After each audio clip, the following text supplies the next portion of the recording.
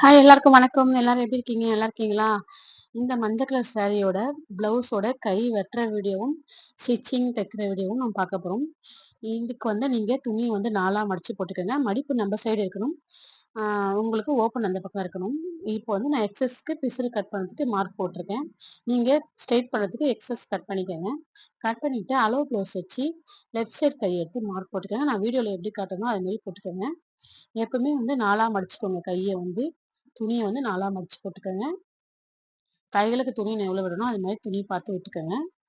நீங்க அளவு ப்ளவுஸ் இருந்தா அளவு ப்ளவுஸ் இல்லன்னா நீங்க டேப் எடுத்து போடுங்க. டேப் எடுத்து அளவு மார்க் போட்டுக்கங்க. இது மேல ஃப்ளீட்டும், கீழ வளைவான கையும் நம்ம வெட்ட போறோம் இது. ஆம் மேல சின்னதா ஃப்ளீட் வரும் இல்லையா? அந்த அந்த கை இது.